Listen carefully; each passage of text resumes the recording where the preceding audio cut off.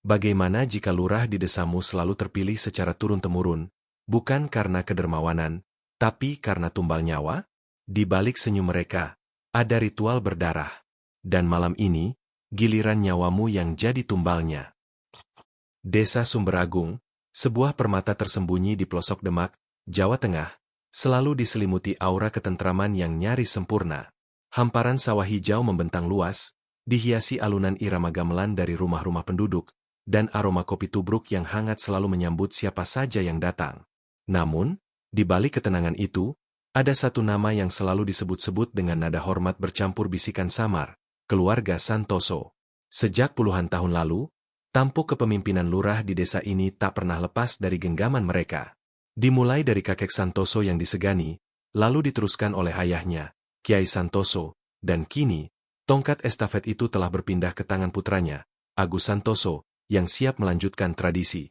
Keluarga Santoso dikenal sebagai keluarga yang saleh, dermawan, dan selalu menjadi tulang punggung desa. Rumah mereka megah, berdiri kokoh di tengah perkampungan, dikelilingi taman asri yang selalu terawat.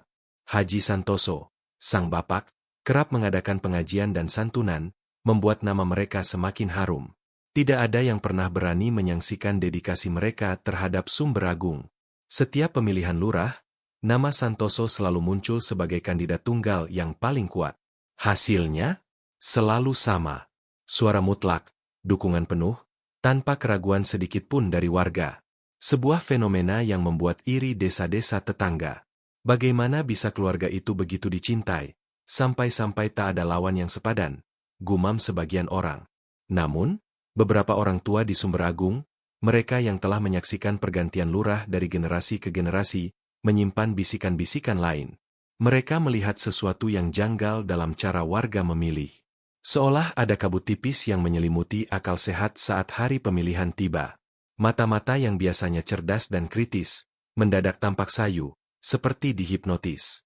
Senyum di wajah warga memang ramah, tetapi di balik itu, ada kekosongan yang tidak bisa dijelaskan. Ini bukan lagi soal karisma atau kedermawanan, bisik Mbok Darmi, seorang nenek sepuh dengan kerutan dalam di wajahnya, kepada cucunya suatu sore. Ada yang tidak beres. Kekuasaan itu terlalu sempurna. Cucu Mbok Darmi hanya mengangguk, tidak sepenuhnya mengerti, namun merasakan dingin yang merayap di punggungnya. Rumah keluarga Santoso, meskipun besar dan indah, memiliki satu bagian yang selalu tertutup rapat, sebuah bangunan kecil di halaman belakang, tersembunyi di balik rimbunnya pohon Kamboja tua. Bangunan itu tidak pernah dibuka, bahkan untuk tukang kebun sekalipun. Udara di sekitarnya terasa lebih dingin, bahkan di siang hari yang terik. Warga yang penasaran kadang mencoba mendekat, namun selalu dihalau oleh rasa takut yang tiba-tiba muncul, membuat bulu kuduk mereka berdiri. Beberapa orang bersumpah pernah mendengar bisikan aneh atau bahkan lolongan samar dari dalam bangunan itu di malam-malam tertentu, terutama menjelang pemilihan lurah. Tapi mereka semua buru-buru menepisnya sebagai hayalan semata, karena tak ada yang berani berpikir buruk tentang keluarga Santoso yang begitu terhormat. Itulah awal dari rahasia yang mengakar di Sumberagung, sebuah rahasia yang akan segera terungkap dengan cara yang paling mengerikan. Matahari perlahan tenggelam di cakrawala Sumberagung, memancarkan semburat oranye keemasan yang melukis langit. Namun, keindahan senja itu tak sepenuhnya menghilangkan keganjilan yang terasa. Pemilihan lurah sudah di ambang pintu. Baliho besar bergambar Agus Santoso terpampang di setiap sudut desa, memperlihatkan senyum ramah yang seolah menjanjikan masa depan cerah. Warga desa, seperti biasa, tampak antusias. Mereka bicara tentang Agus, tentang bagaimana dia akan melanjutkan jejak kebaikan keluarganya. Namun, jika diperhatikan lebih saksama, ada jeda-jeda aneh dalam percakapan mereka, tatapan kosong yang sesekali muncul, seolah pikiran mereka sejenak melayang, ditarik oleh sesuatu yang tak terlihat. Pilih Agus, ya, Yu, sapa seorang ibu kepada tetangganya di warung kopi. Ya jelas, toh, Le, siapa lagi kalau bukan keluarga Santoso? Sudah terbukti, kok, jawab si ibu, nada suaranya datar, nyaris tanpa emosi. Ada kerutan samar di keningnya, seolah ia sendiri tak yakin dengan ucapannya, namun tetap mengatakannya dengan keyakinan buta. Fenomena ini bukan hal baru. Setiap pemilihan lurah, pola ini selalu terulang. Warga seolah kehilangan daya kritis mereka. Tak ada protes, Tak ada pertanyaan. Hanya penerimaan mutlak terhadap nama Santoso. Beberapa warga tua yang paling peka, seperti Mbok Darmi, mulai merasakan beban yang lebih berat di udara. Ada angin tak kasat mata yang berembus di sini, ujarnya suatu malam kepada cucunya. Bukan angin biasa, tapi angin yang membawa bisikan, yang masuk ke telinga dan menguasai pikiran. Bisikan itu, kata Mbok Darmi, terasa seperti desiran lembut, namun mampu mengikis kemauan bebas, meninggalkan jejak kepatuhan yang tak logis. Terkadang, di tengah malam yang hening, mereka akan terbangun oleh suara tawa serak yang jauh, seperti tawa yang tak wajar, atau lenguhan samar yang membuat bulu kuduk merinding. Suara itu, entah dari mana asalnya, selalu muncul saat kegelapan paling pekat menyelimuti desa. Kekayaan keluarga Santoso juga menjadi teka-teki. Meskipun mereka memang memiliki usaha pertanian dan perkebunan yang maju, kemewahan yang mereka pamerkan terasa berlebihan. Perhiasan emas yang selalu melingkar di leher istri Agus, mobil mewah yang sering terparkir di halaman rumah, dan sumbangan-sumbangan besar yang mereka berikan, semua itu terasa melebihi kapasitas usaha mereka. Mana mungkin sekaya itu hanya dari panen? Bisik para pedagang di pasar. Pasti ada jalur lain. Tetapi tak ada yang berani menuduh. Ketakutan aneh selalu menyergap setiap kali mereka mencoba menggali lebih dalam. Ketakutan itu paling kuat terasa saat mendekati bangunan misterius di belakang rumah Agus. Setiap kali ada yang tak sengaja melewati area itu, hawa dingin yang menusuk tulang akan menyelimuti mereka, disusul oleh perasaan terdesak untuk segera menjauh.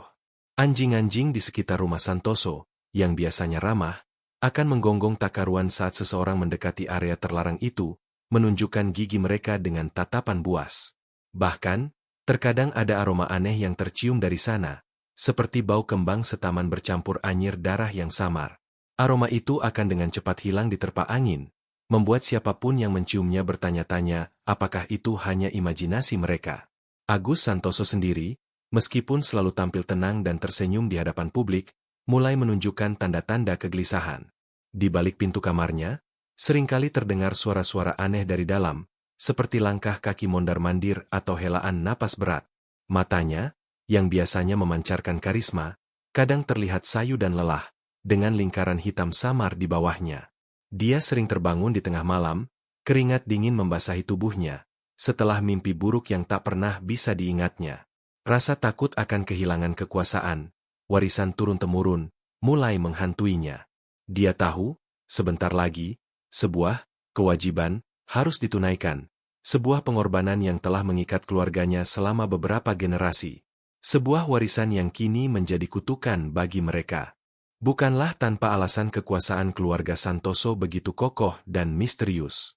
Akarnya terbenam jauh di masa lalu, tepatnya pada era kakek buyut Santoso, seorang pria ambisius yang dahulunya hanyalah seorang petani biasa. Pada masa itu, Sumberagung adalah desa miskin yang dikuasai oleh segelintir kaum feodal.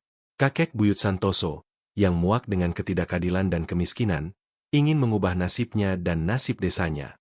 Namun, jalannya buntu. Kekuasaan terasa begitu jauh. Impian menjadi pemimpin hanya angan-angan.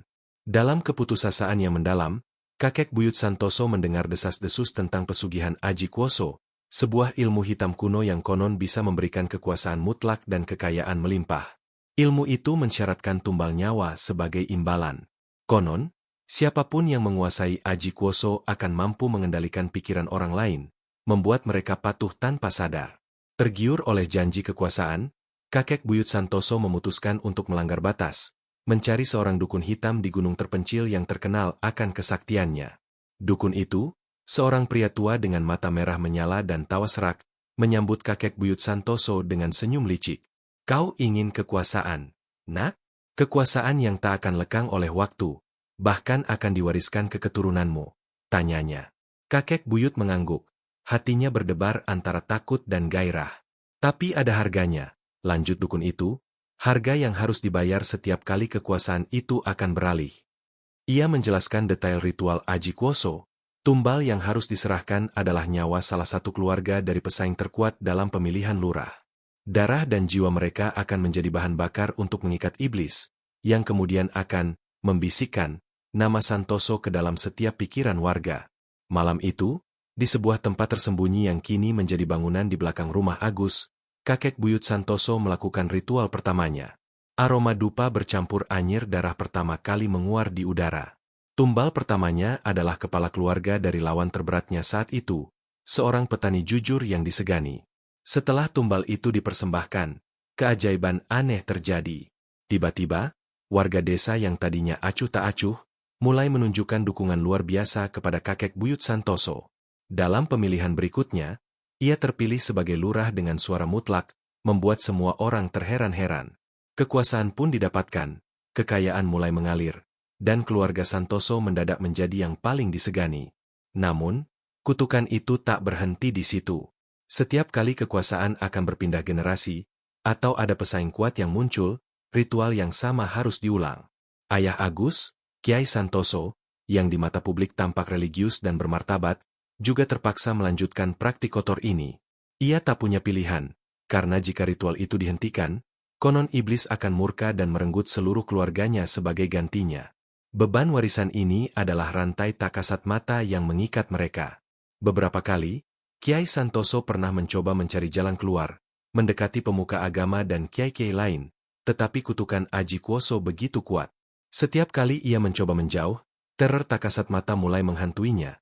Bayangan hitam melintas di balik jendela, suara-suara tangisan di malam hari, dan hawa dingin yang mendadak menusuk di dalam rumah. Ia akhirnya menyerah, terpaksa melanjutkan siklus darah dan kekuasaan ini. Agus Santoso, sebagai generasi ketiga, tahu persis tentang perjanjian itu. Ia telah menyaksikan bagaimana ayahnya melakukan ritual, dan ia sendiri telah dipersiapkan untuk meneruskan. Semula, ia membenci takdir ini, namun godaan kekuasaan dan kemewahan terlalu kuat. Lebih dari itu, ketakutan akan murka iblis lebih besar dari nuraninya. Ia telah melihat dengan mata kepalanya sendiri bagaimana ayahnya pernah jatuh sakit parah, nyaris tak sadarkan diri, ketika mencoba menunda kewajiban tumbal. Keluarga mereka sempat terancam kehancuran finansial dan sosial. Itulah mengapa Agus akhirnya pasrah. Bahkan kini ia merasa itu adalah takdir yang harus diemban. Namun, kali ini, ada yang berbeda. Lawannya bukan petani biasa, bukan politisi karbitan. Lawannya adalah seorang santri alim, yang aura keberaniannya mulai menyentuh hati warga Sumberagung. Sumberagung tengah diwarnai kehebohan kecil. Bukan karena pemilihan lurah yang semakin dekat, melainkan karena kepulangan Ahmad. Seorang pemuda dengan sorot mata teduh dan senyum tulus, yang puluhan tahun lalu pergi menimba ilmu di pondok pesantren Jombang yang tersohor. Kini, ia kembali ke tanah kelahirannya, bukan sebagai tamu, melainkan sebagai seorang yang merasa terpanggil. Ahmad, dengan pakaian sederhana dan tas punggung usang, langsung menuju rumahnya yang kecil di sudut desa, disambut haru oleh ibunya yang sudah sepuh. Setelah beberapa hari menetap, Ahmad mulai menyadari perubahan yang mengkhawatirkan di desanya.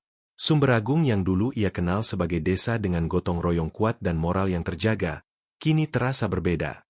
Jalanan desa banyak yang berlubang, pos ronda terbengkalai, dan fasilitas umum lainnya tampak tak terawat. Kemiskinan masih merajalela. Tetapi ironisnya, hanya keluarga Santoso yang hidup dalam kemewahan mencolok. Lebih dari itu, ia melihat sikap apatis yang aneh di kalangan warga. Mereka tidak protes, tidak mengeluh. Seolah semua adalah hal yang wajar. "Ada apa dengan desa ini, Bu?" tanya Ahmad kepada ibunya suatu sore. Tatapannya menyapu jalanan yang sepi. Ibunya hanya menghela napas panjang. "Entahlah, Nak. Rasanya seperti ada sesuatu yang menutupi mata dan telinga kita." Setiap pemilihan lurah, semua seolah sepakat hanya memilih Santoso, meski mereka sendiri tahu banyak hal yang tidak beres. Ahmad mendengar kisah tentang bagaimana keluarga Santoso semakin semena-mena. Proyek-proyek desa yang tak jelas juntrungannya, pungutan liar yang meresahkan, dan sikap arogansi yang mulai terang-terangan diperlihatkan oleh para kerabat Santoso. Namun, tak ada yang berani melawan. Setiap kali ada yang mencoba, mereka akan tiba-tiba sakit keras, atau usahanya bangkrut mendadak, atau mengalami nasib sial bertubi-tubi. Ini telah menjadi mitos menakutkan di Sumberagung. Keresahan Ahmad semakin memuncak ketika ia mengunjungi madrasah tempatnya belajar mengaji dulu. Bangunan itu kini kumuh, sebagian atapnya bolong, dan jumlah santrinya jauh berkurang. Guru ngajinya, Pak Hadi, tampak menua dan putus asa. "Kami sudah mencoba mengajukan bantuan ke kelurahan, Nak Ahmad. kata Pak Hadi dengan suara bergetar. Tapi selalu dipersulit. Katanya dana tidak ada. Padahal kita tahu sendiri pengeluaran mereka untuk hal-hal yang tidak penting. Kata-kata Pak Hadi menusuk hati Ahmad. Ia merasa ada kegelapan yang meliputi desa ini, sebuah kegelapan yang bukan hanya disebabkan oleh korupsi, tapi sesuatu yang lebih dalam, lebih jahat. Ahmad teringat ajaran kiainya di Jombang, bahwa seorang santri tidak hanya belajar ilmu agama, tetapi juga ilmu keberanian untuk membela kebenaran. Ia melihat penderitaan warga, dan ia merasa bertanggung jawab. Malam itu, setelah salat istikharah, Ahmad mengambil keputusan besar. Ia akan mencalonkan diri sebagai lurah Sumberagung. Keputusan itu sontak mengejutkan banyak pihak. Gila, nak Ahmad, mana bisa kau melawan Santoso? Seru ibunya cemas. Mereka punya sesuatu, tambahnya dengan nada berbisik. Namun, Ahmad tetap teguh. Ia tahu ini bukan hanya pertarungan politik, tetapi pertarungan melawan kezaliman, melawan kegelapan yang telah mencengkeram Sumberagung begitu lama. Ia tidak takut. Dengan bekal ilmu agama dan ilmu khusus yang diajarkan kiainya, Ahmad merasa siap menghadapi apapun. Ia tidak tahu persis tentang pesugihan Aji Kuoso, tetapi nalurinya mengatakan ada kekuatan jahat yang bekerja di balik kekuasaan keluarga Santoso. Dan ia bertekad untuk mengungkapnya, bahkan jika itu harus mengorbankan nyawanya. Keputusan Ahmad untuk maju sebagai calon lurah menyebar seperti percikan api di jerami kering. Awalnya, warga menanggapi dengan ragu, bahkan sinis. Ahmad, santri lugu itu mau melawan Agus Santoso. Gumam mereka, diwarnai tawa geli bercampur kasihan. Mereka sudah terbiasa dengan dominasi keluarga Santoso, dan gagasan tentang perubahan terasa asing, bahkan menakutkan. Aroma bisikan tak kasat mata dari Aji Kuoso masih begitu kuat, mengikat pikiran mereka dalam kepatuhan buta. Namun, Ahmad tidak menyerah. Setiap pagi, ia mulai berkeliling desa, tidak dengan janji-janji manis atau uang sogokan, melainkan dengan ketulusan dan sentuhan hati. Ia mengunjungi rumah-rumah warga, mendengarkan keluh kesah mereka yang selama ini terpendam. Ia berbicara dengan para petani tentang sulitnya irigasi, dengan para ibu tentang kurangnya fasilitas kesehatan, dan dengan para pemuda tentang minimnya lapangan kerja. Ahmad tidak menuduh siapapun secara langsung, tetapi ia menawarkan solusi, gagasan-gagasan yang realistis dan berbasis kebersamaan. Kita bisa membangun kembali desa ini, bersama-sama.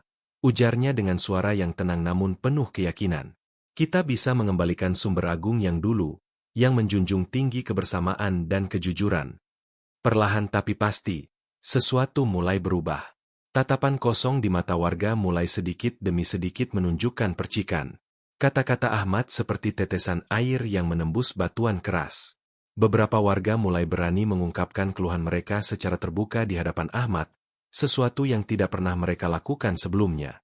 Embok Darmi, yang tadinya hanya bisa berbisik, kini terang-terangan mendukung Ahmad. Anak ini beda, nak, katanya kepada tetangga. Ada cahaya di dalam dirinya yang bisa menembus kegelapan. Suatu malam, saat Ahmad sedang mengaji anak-anak di madrasah, ia merasakan energi aneh yang menyelimuti sekeliling. Bau busuk samar tercium, membuat anak-anak gelisah. Ahmad tetap tenang. Ia menyuruh anak-anak membaca ayat-ayat perlindungan, sementara ia sendiri fokus membaca doa-doa khusus dari kiainya. Sekilas, ia melihat bayangan hitam melintas cepat di jendela madrasah, seperti mencoba mengganggu, namun segera menghilang. Mereka mulai merasakan keberadaanmu. Nak, bisik Pak Hadi, guru ngaji yang kini menjadi pendukung setia Ahmad. Hati-hati. Mereka tidak akan tinggal diam. Semakin banyak warga yang mulai berkumpul di sekitar Ahmad. Diskusi-diskusi informal mulai terjadi di balai desa, di warung kopi, bahkan di pinggir sawah. Mereka mulai membandingkan program kerja Ahmad yang membumi dengan janji-janji manis Agus Santoso yang terdengar hampa. Beberapa di antara mereka bahkan mulai berani mengemukakan keraguan tentang kekayaan keluarga Santoso yang tiba-tiba melimpah ruah dan keanehan dalam setiap pemilihan. Benih-benih perlawanan itu mulai tumbuh, merusak kendali tak kasat mata Aji Kuoso. Agus Santoso, dari jauh, melihat semua ini. Laporan dari orang-orang kepercayaannya memberitahunya tentang popularitas Ahmad yang terus meningkat. Wajah Agus mulai memerah, urat-urat di pelipisnya menonjol. Senyum ramah yang selalu ia pamerkan di hadapan publik mulai terasa tegang, nyaris seperti topeng yang akan runtuh sewaktu-waktu. Ia tahu, bahaya yang sesungguhnya telah tiba. Aji Kuoso tidak akan membiarkan kekuasaan yang telah mereka bangun hancur begitu saja. Sebuah tumbal harus segera dipersembahkan, untuk mengembalikan kendali dan memadamkan percikan perlawanan yang mulai menyala di hati warga Sumberagung. Senyum di wajah Agus Santoso mulai retak. Laporan demi laporan yang masuk dari para pendukungnya semakin membuatnya gerah. Ahmad itu, dia berhasil memengaruhi warga, Pak Lurah, kata salah seorang tim suksesnya dengan gugup. Banyak yang mulai ragu-ragu. Kata, ragu-ragu, itu seperti palu godam yang menghantam benak Agus. Ragu-ragu? Hal itu tak pernah terjadi dalam sejarah keluarga Santoso. Selama ini, dukungan selalu mutlak, tanpa celah. Agus mulai merasakan tekanan yang mencekik. Ia tidak bisa tidur nyenyak. Malam-malamnya diisi mimpi buruk yang mengerikan. Ia melihat bayangan hitam besar dengan mata menyala-nyala berdiri di samping tempat tidurnya, menuntut sesuatu. Suara serak dan dingin berbisik di telinganya. Sudah waktunya, Agus, jangan menunda. Suara itu adalah suara Aji Kuoso, entitas iblis yang terikat dengan keluarganya. Bisikan itu bukan hanya dalam mimpi, kadang ia juga mendengarnya di siang hari, saat ia sendirian di ruang kerjanya, membuat bulu kuduknya merinding. Ketakutan akan kehilangan kekuasaan, warisan turun-temurun yang telah menjadi bagian dari identitasnya, mulai menguasai dirinya. Lebih dari itu, ia tahu konsekuensi jika tidak menuruti tuntutan Aji Kuoso. Ayahnya pernah menceritakan bagaimana ia pernah mencoba menunda tumbal, dan akibatnya, teror yang mengerikan melanda keluarga mereka. Penyakit misterius menyerang, usaha bangkrut, dan kecelakaan aneh beruntun menimpa. Ia tidak ingin hal itu terjadi padanya. Keluarganya, istri dan dua anaknya yang masih kecil, adalah segalanya baginya. Mereka tidak boleh menjadi korban kemurkaan iblis. Pada suatu sore, Agus memberanikan diri mendekati bangunan tersembunyi di belakang rumahnya. Udara di sekitarnya terasa lebih dingin dari biasanya, dan aroma dupa bercampur sesuatu yang amis tercium samar. Jantungnya berdebar kencang. Ia mengusap wajahnya yang basah oleh keringat dingin. Ia tahu apa yang harus dilakukan, namun ada sedikit perlawanan dari nuraninya yang samar. Membunuh? Menumbalkan? Itu adalah dosa besar. Tapi apa pilihannya? Kekuasaan adalah segalanya, dan tradisi ini harus terus berjalan. Istri Agus, Dewi, mulai merasakan perubahan pada suaminya. Agus menjadi pendiam, mudah marah, dan seringkali melamun dengan tatapan kosong. Ada apa, Mas? Tanyanya suatu pagi dengan khawatir.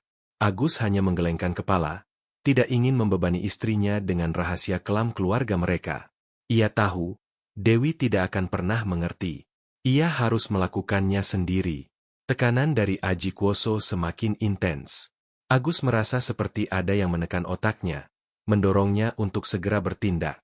Sosok Ahmad, sang santri alim, kini bukan lagi sekadar pesaing politik, melainkan target yang harus dilenyapkan demi mempertahankan tahta dan menyelamatkan keluarganya dari murka iblis. Ketakutan Agus berubah menjadi tekad yang dingin dan kejam. Ia tidak bisa menunggu lebih lama lagi. Malam itu, di bawah temaram bulan sabit, Agus mulai merencanakan langkah selanjutnya. Ia akan melakukan ritual terakhir, menumbalkan Ahmad, dan memastikan kekuasaan keluarga Santoso tetap abadi di Sumberagung. Keputusan itu diambil, dan Sumberagung akan segera menyaksikan malam paling mengerikan dalam sejarahnya. Malam itu, kegelapan terasa lebih pekat di Sumberagung. Angin berdesir membawa bisikan-bisikan aneh yang hanya bisa dirasakan oleh mereka yang peka. Agus Santoso, dengan wajah pucat dan mata cekung, sibuk di dalam bangunan tersembunyi di halaman belakang rumahnya. Pikirannya dipenuhi dengan citra Ahmad, sang santri. Target sudah jelas. Ia harus melakukan ini demi keluarganya, demi mempertahankan apa yang telah diwariskan turun-temurun. Di dalam bangunan itu, suasana terasa berat dan sesak. Lilin-lilin hitam berjajar rapi di atas altar batu kuno. Asap dupa tebal mengepul, menciptakan bayangan-bayangan menari di dinding. Di tengah altar, tergeletak sebuah patung kecil berbentuk manusia yang terbuat dari kayu gaharu, diukir kasar dengan mata yang kosong. Agus meletakkan foto Ahmad di depan patung itu, disusul dengan segenggam tanah kuburan yang baru saja diambilnya. Aroma anyir yang samar mulai tercium, bercampur dengan wangi melati yang menusuk hidung, menciptakan kombinasi yang memuakkan. Agus mengenakan jubah hitam yang sudah lusuh, peninggalan dari leluhurnya. Tangannya gemetar saat ia menyalakan lilin-lilin itu satu persatu. Setiap nyala api seolah memakan sepotong kecil nuraninya. Di samping altar, tergeletak sebuah pisau ritual berukir aksara kuno, bilahnya berkilauan di bawah cahaya lilin. Ini bukan sekadar pisau, ini adalah alat untuk menumbalkan, sebuah jembatan antara dunia manusia dan dunia iblis. Ia membayangkan bagaimana pisau itu akan digunakan untuk mengalirkan energi tumbal, mengikat Aji Kuoso lebih erat pada garis keturunannya. Meskipun tekadnya bulat, ada sedikit pergulatan batin yang masih tersisa di sudut hati Agus. Suara-suara penyesalan samar-samar muncul, mengingatkan dia tentang kebaikan Ahmad, tentang betapa polosnya santri itu. Ia mencoba menepisnya. Ini bukan tentang pilihan, ini tentang takdir. Bisiknya pada dirinya sendiri, mencoba membenarkan perbuatannya. Jika bukan Ahmad, maka keluargaku yang akan menjadi tumbal. Ini demi mereka.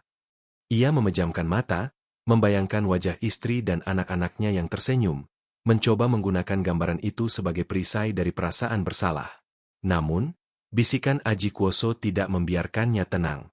Suara serak itu kini terdengar lebih jelas, mendesak, mengolok-olok keraguan Agus. Cepat, Agus. Darah harus mengalir. Kekuatan menantimu. Desakan itu membuat kepalanya pusing, seolah ada yang mencoba memaksakan kehendaknya. Keringat dingin membasahi dahinya, membasahi janggut tipisnya. Ia tahu, ini adalah malam penentuan. Jika ia berhasil, kekuasaannya akan aman. Jika gagal, konsekuensinya tak terbayangkan. Agus mengambil pisau ritual. Bilahnya terasa dingin di genggamannya. Ia memotong ujung jarinya sendiri, membiarkan beberapa tetes darah mengalir di atas foto Ahmad. Darah itu, yang kini tercampur dengan tanah kuburan, adalah simbol ikatan, pertanda dimulainya ritual yang tidak dapat dibatalkan. Ia mulai membaca mantra-mantra kuno, suaranya pelan dan bergetar di awal, namun semakin keras dan mantap seiring berjalannya ritual. Aroma amis dan wangi melati semakin menusuk, memenuhi rongga pernapasan, seolah ada kehadiran tak kasat mata yang mulai memenuhi ruangan. Pintu dunia lain mulai sedikit terbuka, dan Agus, sang pewaris Aji Kuoso, siap untuk melangkah lebih jauh ke dalam kegelapan. Di saat yang sama, Ahmad merasakan sesuatu yang tidak beres. Malam itu, ia sedang berzikir setelah salat tahajud di musala kecil di rumahnya. Udara tiba-tiba terasa berat, mencekik. Lampu minyak di dinding berkedip-kedip, seolah ada energi tak terlihat yang mengganggu. Ahmad merasakan hawa dingin yang menusuk tulang, diikuti oleh bisikan-bisikan jahat yang mencoba merasuki pikirannya, memecah konsentrasinya. Ini adalah aura yang pernah ia rasakan sebelumnya. Aura kegelapan yang selalu menyertai cerita-cerita tentang praktik ilmu hitam. Ia tahu, seseorang sedang mencoba mencelakainya. Mengingat pesan kiainya di Jombang. Nak, jika engkau merasakan gangguan yang tak kasat mata, lindungi dirimu dengan zikir dan doa. Allah adalah sebaik-baik pelindung, dan ilmu yang kuberikan padamu akan menjadi perisai. Ahmad memejamkan mata, menguatkan hati. Ia mulai melantunkan ayat-ayat suci Al-Quran dengan suara yang khusyuk, setiap hurufnya keluar dengan kekuatan penuh. Ia memfokuskan seluruh energi spiritualnya, menciptakan sebuah benteng tak terlihat di sekelilingnya. Di bangunan tersembunyi, Agus Santoso semakin larut dalam ritualnya.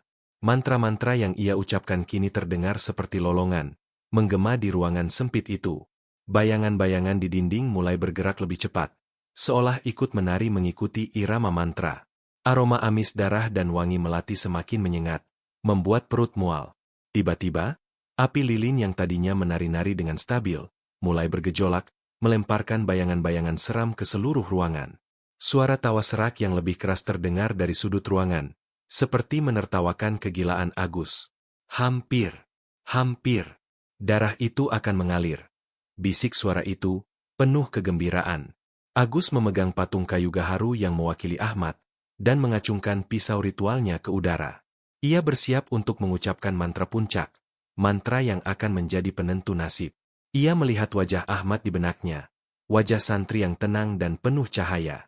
Sebuah senyuman sinis muncul di bibirnya. Selamat tinggal, Ahmad, gumamnya. Namun, tepat sebelum mantra puncak terucap sempurna, sesuatu terjadi. Di musala Ahmad, zikirnya mencapai puncaknya. Aura putih yang terang benderang tiba-tiba memancar dari tubuhnya, memenuhi seluruh ruangan musala. Aura itu begitu kuat, seolah ada energi spiritual tak terbatas yang dilepaskan.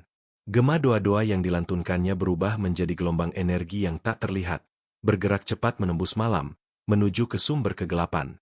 Di bangunan Agus, saat ia hampir menyelesaikan mantra, gelombang energi putih itu tiba-tiba menghantam ruangan.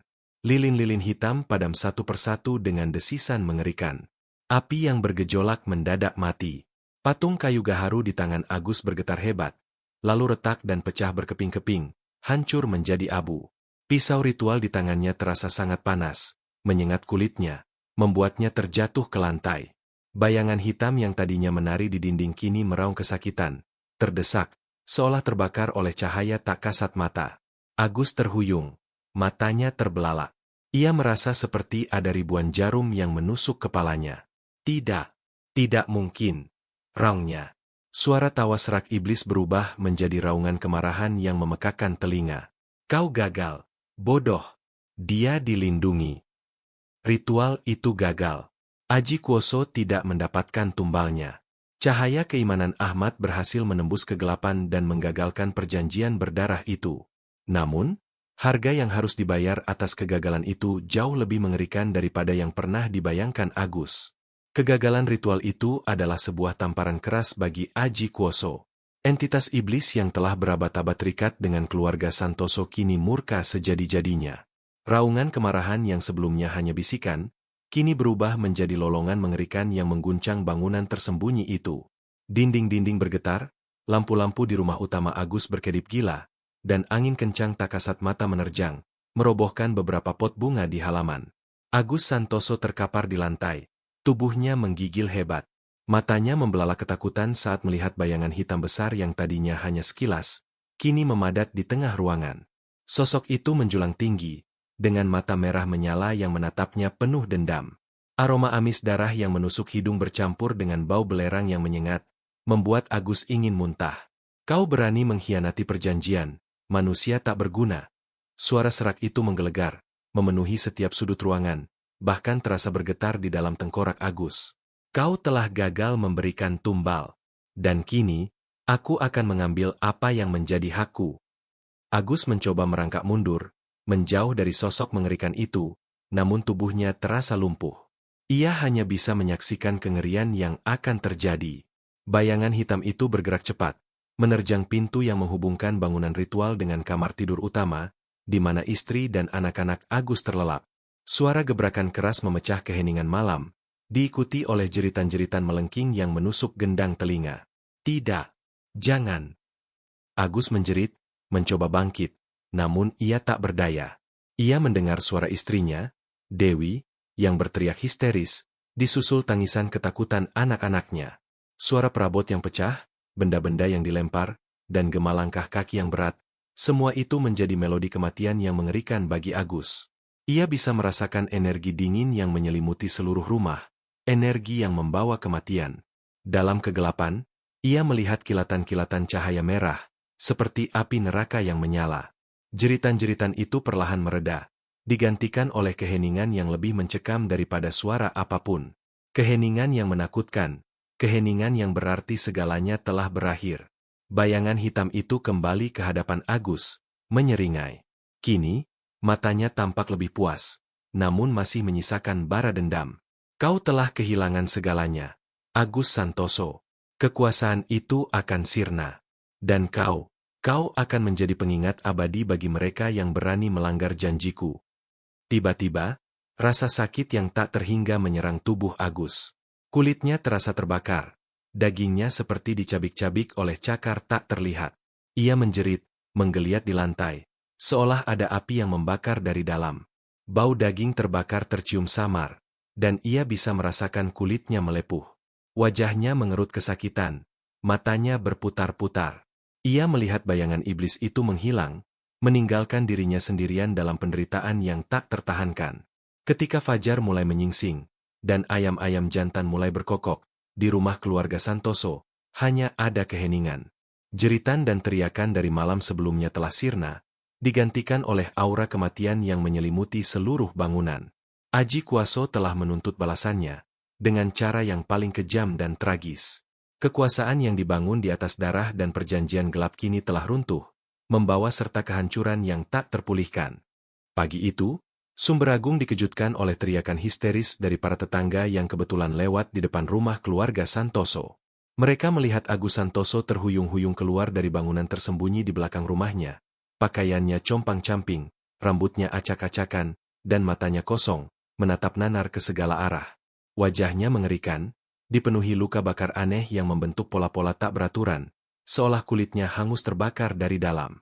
Ia terus meracau, tertawa dan menangis secara bergantian, mengucapkan kata-kata tak jelas tentang darah, janji, dan kemurkaan. Warga berdatangan, rasa ingin tahu bercampur ngeri. Mereka mencoba mendekat, memanggil nama Agus. Namun ia hanya menatap mereka dengan tatapan orang gila, lalu tiba-tiba lari ke arah sawah, terus meracau tanpa henti. Kekacauan semakin menjadi ketika beberapa warga memberanikan diri masuk ke dalam rumah utama Agus. Mereka menemukan pemandangan yang tak akan pernah mereka lupakan. Istri Agus, Dewi, dan kedua anaknya, tergeletak tak bernyawa di kamar tidur mereka. Wajah mereka membeku dalam ekspresi ketakutan yang luar biasa, seolah melihat sesuatu yang tak terlukiskan di detik-detik terakhir hidup mereka. Tidak ada luka fisik yang jelas, namun ada aura dingin yang menyelimuti tubuh-tubuh itu, seolah jiwa mereka telah direnggut paksa. Kabar tentang kehancuran keluarga Santoso menyebar seperti api di jerami kering. Dari mulut ke mulut, bisikan tentang pesugihan yang selama ini hanya menjadi desas-desus menakutkan, kini berubah menjadi kebenaran yang mengerikan. Orang-orang mulai menghubungkan kejadian ini dengan kekuasaan keluarga Santoso yang terlalu sempurna, dengan keanehan warga saat pemilihan lurah, dan dengan bangunan misterius di halaman belakang rumah mereka. Embok Darmi, dengan suara bergetar, menceritakan kembali kisah-kisah kuno tentang Aji Kuoso, tentang perjanjian leluhur keluarga Santoso dengan iblis, dan tentang tumbal yang harus dipersembahkan. Aku sudah bilang, ada yang tidak beres. Serunya, air mata mengalir di pipinya. Kekuatan yang bukan dari Tuhan selalu meminta bayaran. Warga yang selama ini seolah terhipnotis, kini mendadak tersadar. Kabut yang menyelimuti akal sehat mereka seolah terangkat. Rasa takut bercampur amarah meledak di hati mereka. Mereka merasa dikhianati, dimanfaatkan oleh keluarga yang selama ini mereka hormati. Tubuh Agus yang penuh luka bakar aneh, cara kematian istri dan anak-anaknya yang misterius tanpa jejak fisik jelas, dan kondisi mentalnya yang hancur, menjadi bukti nyata akan keberadaan kekuatan gelap yang bermain. Tidak ada yang berani mendekati Agus lagi. Ia menjadi sosok yang paling menyedihkan di Sumber Agung, sebuah tontonan mengerikan yang mengingatkan semua orang akan harga sebuah ambisi dan kekuasaan yang didapat dari jalan sesat. Pemerintahan desa pun menjadi lumpuh. Dengan Agus yang gila dan keluarganya tewas, tak ada lagi yang bisa memimpin. Kekosongan itu diisi oleh rasa takut dan kecurigaan. Desa Sumber Agung, yang tadinya tenang, kini diselimuti aura kegelapan, sebuah trauma kolektif yang sulit dihilangkan. Peristiwa tragis ini akan menjadi pelajaran pahit bagi seluruh warga, sebuah pengingat abadi bahwa tidak ada kekuasaan yang sejati jika dibangun di atas penderitaan dan perjanjian dengan iblis. Dan di tengah kehancuran ini, hanya ada satu nama yang muncul sebagai harapan. Ahmad, sang santri alim, yang secara tidak langsung telah mengakhiri siklus berdarah Aji Kuoso. Kehancuran keluarga Santoso membawa dampak besar bagi Sumber Agung. Setelah kejadian tragis itu, aura ketakutan dan kesedihan menyelimuti desa. Namun, di balik awan gelap itu, muncul secercah harapan. Dengan tersingkapnya rahasia kelam pesugihan Aji Kuoso, mata hati warga desa akhirnya terbuka lebar. Mereka sadar bahwa mereka telah lama dibutakan, dihipnotis oleh kekuatan gelap yang menjijikan. Rasa marah bercampur penyesalan karena telah mendukung kezaliman, mendorong mereka untuk mencari jalan baru. Dalam kekosongan kekuasaan, hanya satu nama yang secara spontan muncul dari bibir warga, Ahmad. Santri alim itu, yang sebelumnya dipandang remeh, kini menjelma menjadi simbol keberanian dan kebenaran. Ia adalah sosok yang tanpa pamrih mencoba melawan arus, yang doanya mampu menembus kegelapan dan menghentikan siklus tumbal yang mengerikan. Dengan dukungan penuh dari seluruh lapisan masyarakat yang kini telah sadar, Ahmad terpilih sebagai Lurah Sumber Agung. Pemilihan itu kali ini terasa berbeda. Tidak ada lagi tatapan kosong atau bisikan hipnotis, hanya ada antusiasme murni dan keinginan tulus untuk perubahan. Di bawah kepemimpinan Ahmad, Sumber Agung perlahan mulai bangkit dari keterpurukan. Ia memulai program-program perbaikan infrastruktur, menghidupkan kembali gotong royong, dan membuka madrasah yang sempat terbengkalai. Aura kebersamaan dan ketulusan kembali menyelimuti desa. Masalah-masalah yang dulu dipendam, kini terbuka dan dicari solusinya bersama. Ahmad, dengan ilmu dan kebijaksanaannya, menjadi cahaya penuntun bagi Sumber Agung yang baru. Namun, tidak semua luka bisa sembuh begitu saja. Trauma Aji Kuoso masih membayangi. Terutama, sosok Agus Santoso yang kini menjadi orang gila. Ia sering terlihat berkeliaran di pinggir desa, meracau tak jelas, dengan luka bakar misterius di tubuhnya yang tak pernah kering. Kadang, di malam hari, warga masih mendengar tawa serak dan tangisan melengking dari bangunan tersembunyi di belakang rumah bekas keluarga Santoso. Mereka tahu, itu adalah Agus, terperangkap dalam kegilaan dan kutukan Aji Kuoso yang kini menghantuinya. Bangunan itu kini menjadi monumen bisu bagi ambisi dan harga sebuah kekuasaan yang terkutuk. Anak-anak desa, yang dulunya sering bermain di dekat rumah Santoso, kini menjauhinya.